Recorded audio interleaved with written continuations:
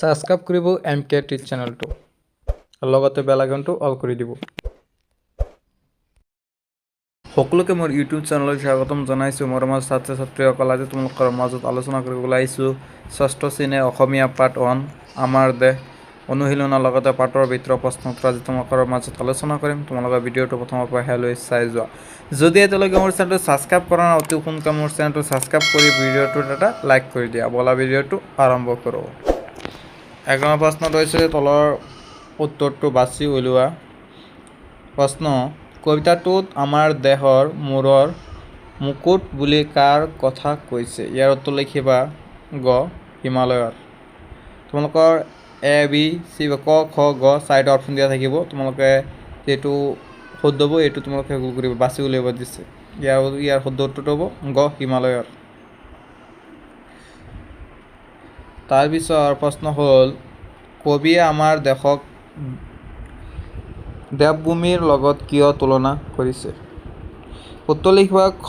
আমাৰ দেশখন দনে দানে ৰূপে ৰসে গীতে ভৰি থকাৰ বাবে। তাৰপিছত 3 কৰ প্ৰশ্ন হৈছে কবিয়ে কোন ঠাইত অৰুণ উদয় হয় বুলি উল্লেখ কৰিছে? ইয়াৰ উত্তৰ লিখিবা কবিয়ে পূবৰ গিৰিশিৰত অৰুণ উদয় হয় বুলি উল্লেখ কৰিছে। খনৰ প্ৰশ্ন কবিয়ে অমৃতধাৰা ক'ত বৈছে বুলি কৈছে? উত্তৰ লিখিব কবিয়ে আমাৰ দেশৰ সেউজীয়া বননি আৰু প্ৰকৃতিৰ বুকুত অমৃতধাৰা বৈছে বুলি কৈছে।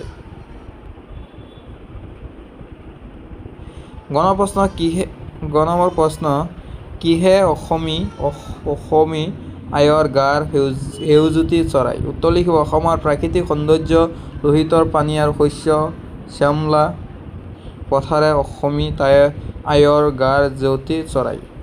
তাৰপিছত গ নম্বৰ প্ৰশ্ন দেৱভূমি বুলি কবিয়ে কোনখন ঠাইৰ কথা কৈছে? উত্তৰ লিখিবা দেৱভূমি বুলিলে কবিয়ে আমাৰ জন্মভূমি ভাৰতবৰ্ষ তথা অসমৰ কথা বুজাইছে। গ নম্বৰ প্ৰশ্ন হ'ল কবিয়ে অসমী আয়ে কিহৰ হাতসৰী পিন্ধা বুলি কৈছে? উত্তৰ লিখিবা কবিয়ে অসমী আয়ে লোহিতৰ পানীৰ হাতসৰী পিন্ধা বুলি কৈছে। 4 নম্বৰ প্ৰশ্ন কবিয়ে আমাৰ দেশখনক কি কি কাৰণত স্বৰ্গতকৈও অধিক বুলি কৈছে? আলোচনা কৰি বহলাই লিখা। উত্তৰ লিখিব কবিয়ে আমাৰ দেশখনক স্বৰ্গতকৈ শ্ৰেষ্ঠ বুলি অভিহিত কৰিছে কাৰণ প্ৰাকৃতিক সৌন্দৰ্য, আমাৰ দেশৰ উত্তৰ দিশত থকা হিমালয় পৰ্বতমালা দেশৰ ৰখীয়াৰ মুকুট স্বৰূপ, ইয়াৰ সেউজীয়া বননি আৰু অৰুণৰ পোহৰে দেশখনক অপূৰ্ব ৰূপ প্ৰদান কৰে।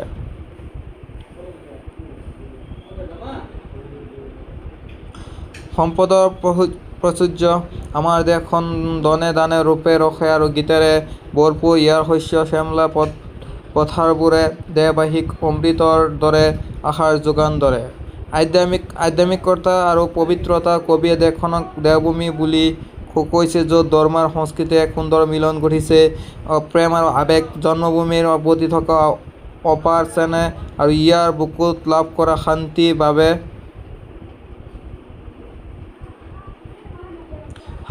বাবে কবিয়ে ইয়াক স্বৰ্গতকৈ উচ্চ স্থান দিছে। 8 নম্বৰ প্ৰশ্ন ছন্দৰ মিল থকা শব্দৰে খালী ঘৰবোৰ পূৰণ কৰা। উত্তৰ বেহ, কেহ, দেহ, হে, বৰা, তৰা, দৰা, লৰা। তৰা, দৰা, লৰা। হাৰ, মাৰ। গাত, পাত, হাত, বাট। হাড়, পাৰ, মাৰ। তাৰপিছত 9 নম্বৰ প্ৰশ্ন শব্দৰ খেল খেলো আখা। পদ্যটোত থকা এটি 6 আখৰীয়া শব্দ বিচাৰি উলিওৱা যাৰ প্ৰথম আখৰ 3টা মিলি পৃথিৱী বুজায়, শেষৰ 3টা মিলি সুন্দৰী বুজায়, তৃতীয় আৰু ষষ্ঠ আখৰ মিলি মাখন বুজায়। ইয়াৰ উত্তৰ লিখিবা শব্দটো হ'ল দৰণি সুন্দৰী। 9 নম্বৰ প্ৰশ্ন শব্দৰ খেলৰ বাকী থকা অংশ হ'ল প্ৰথমটো আৰু দ্বিতীয়টো আখৰ মিলি জগত বুজোৱা শব্দটো হ'ল দৰা আৰু প্ৰথম আৰু দ্বিতীয় তৃতীয় মিলি আখৰ মিলি গড় বুজোৱা শব্দটো হ'ল দৰণি। আৰু প্ৰথম আৰু শেষৰ আখৰ মিলি ভংগী বুজোৱা শব্দটো হ'ল দৰি, যেনে ভংগী দৰি। 10 নম্বৰ প্ৰশ্ন হ'ল কবিতাটোত থকা জুৰীয়া শব্দবোৰ বিচাৰি উলিওৱা। বিঘা মেখেলা, পাহাৰ পৰ্বত, জান জুৰি, দনে দানে, ৰূপে ৰসে, হাত খৰি। সমাৰ্থ শব্দ লিখা।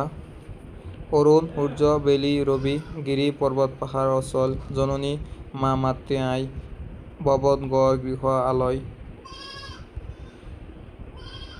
সাজ, পোছাক, বস্ত্ৰ, কাপোৰ। 12 নম্বৰ প্ৰশ্ন বাক্য ৰচনা কৰা। অপূৰ্ব শৰতৰ জোনাক নিশাৰ আকাশখন চাবলৈ অপূৰ্ব সুন্দৰ। উদয় প্ৰতিদিনে পুৱা পূব আকাশত সূৰ্য উদয় হয়।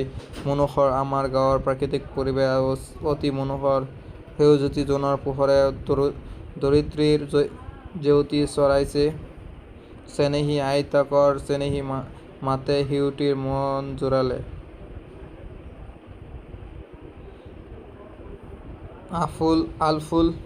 আলফুল গোলাপ ফুলপাহ মই বৰ আৰু আফুল কৈদ ছিঙি আনিলোঁ।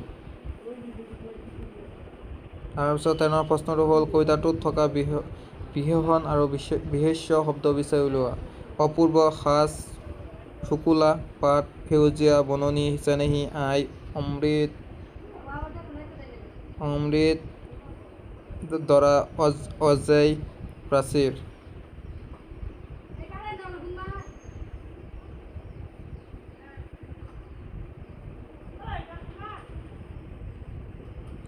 সাজ শব্দ প্ৰয়োগ কৰি বিভিন্ন অৰ্থ প্ৰকাশ বাক্য ৰচনা কৰা। সাজ পোছাক। বিহুৰ সময়ত অসমীয়া জীয়ৰীয়ে পাটৰ সাজ পিন্ধি বৰ ধুনীয়া হয়। সাজ বাচন। ৰাতিৰ এসাঁজ ভাত খাবলৈ আমি একেলগে বহিলোঁ। টোকা ইয়াত সাজ মানে আহাৰ বা ভাত খোৱাৰ সময়ক বুজাইছে। সাজ নিৰ্মাণ কৰ, সি বাঁহেৰে এটা ধুনীয়া জপা সাজিছে। মৰমৰ ছাত্ৰ ছাত্ৰীসকল, যদি মোৰ ভিডিঅ' তোমাক ভাল লাগে ভিডিঅ'টো লাইক কৰি চেনেলটো ছাবস্ক্ৰাইব কৰি দিবা। ধন্যবাদ।